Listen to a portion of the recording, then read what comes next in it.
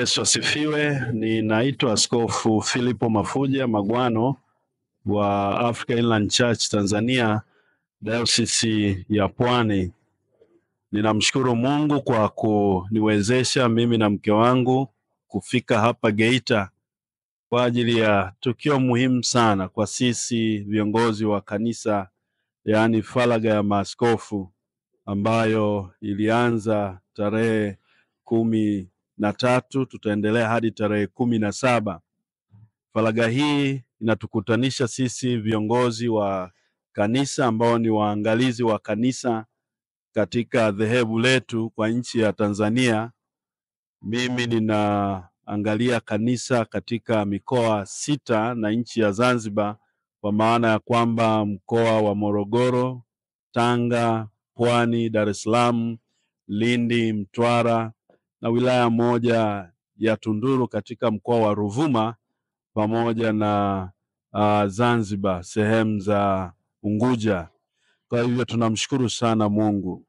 Kukutana kwetu sisi kama viongozi inatusaidia sana kuwa na muda wa faraga ya kupumzika kwa pamoja, lakini pia kutafakari. Kwa mfano, mada kuu katika mapumziko yetu, faraga yetu, ni swala zima la mabadiliko, na tukiongozwa na mstari wa 1 na wa 2 katika waraka wa Paulo wa mtume kwa Warumi sura ya 12 mstari wa 1 hadi ule wa 2, unaozungumzia kwa habari ya kuitoa miili yetu iliyo hai, iliyo safi, wala tusifuatishe namna ya dunia hii, ili kusudi tuweze kuwa chachu ya mabadiliko sisi viongozi. Kwa hiyo mada hii inatusaidia sana, kwa sababu kila kitu hapa duniani kinakuwa na uongozi. Yaani mwanadamu yoyote ni kiongozi kwa nafasi yake. Na anakuwa ni kiongozi nyumbani akiwa na familia, anakuwa ni kiongozi akiwa kazini, labda mkuu wa idara, lakini ni kiongozi wa kanisa, kiongozi wa taifa, kiongozi wa chama. Kwa hivyo sisi kama viongozi tukibadilishwa, na tunapozungumzia swala mabadiliko, tunazungumzia mabadiliko ya ndani, kwa maana ya kwamba tukibadilishwa nia zetu, tukibadilishwa akili zetu, inatusaidia sana kuwa na mabadiliko ya nje, tusifuatishe namna ya dunia hii. Kwa hiyo somo hili la uongozi ambalo tunalitafakari, ninaamini ya kwamba mwisho wa siku zetu za faraga tutakuwa tumehuishwa upya, tutakuwa tumejengwa, kwa sababu pia tunashirikishana. Tunao wawezeshaji wetu kutoka Marekani, mchungaji Dr. Fabian Maganda na mke wake Dr. Dines Maganda. Kwa kweli wamekuwa ni msaada mkubwa sana wa kutuandalia mazungumzo haya, discussion hizi za swala la uongozi. Kwa hiyo hilo ndilo jambo muhimu sana, na mwaka huu ni mwaka wa uchaguzi. Kwa hivyo sisi kama chachu ya mabadiliko, viongozi wa kanisa, tunao ushawishi mkubwa, kwa sababu sisi tuna watu. Askofu nina watu katika mikoa mbalimbali, na sisi tunaaminika kama viongozi wa kanisa.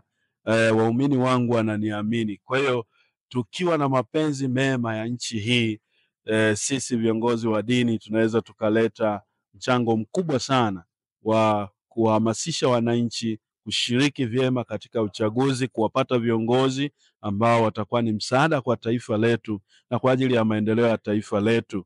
Niendelee kutoa wito kwa ajili ya Watanzania wote, basi tudumishe amani katika mchakato wa uchaguzi wa mwaka huu. Haki na amani viendane pamoja. Haki na amani wakati wa kampeni, lakini wakati wa shiriki wa zoezi la upigaji wa kura, kuhesabu, mpaka wakati wa kutangaza matokeo, basi tuwe na utayari. Tunaiombea tu tume huru yetu ya uchaguzi. Mungu awasaidie viongozi.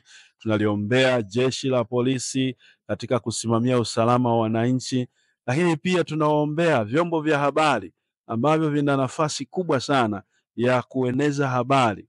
Kwa vyombo vya habari wakiwa waadilifu, wakatoa habari nzuri zisizochochea migogoro, vurugu, basi watakuwa ni msaada mkubwa. Kwa hiyo niendelee kutoa wito kwa vyombo vyetu vya habari kuwa na mtazamo chanya wa kudumisha amani, kutangaza habari njema, ili basi nchi yetu iendelee kuwa ni nchi ya amani. Na mwisho tunaendelea kumwombea Mheshimiwa Rais wa Jamhuri ya Muungano, mama yetu Dr. Suluhu Hassan. Mungu ampe hekima nzuri, Mungu ampe afya njema katika kuliongoza taifa hili. Tunamwombea pamoja na viongozi wote wa serikali. Basi Mungu ibariki Afrika, Mungu ibariki Tanzania. Asanteni sana.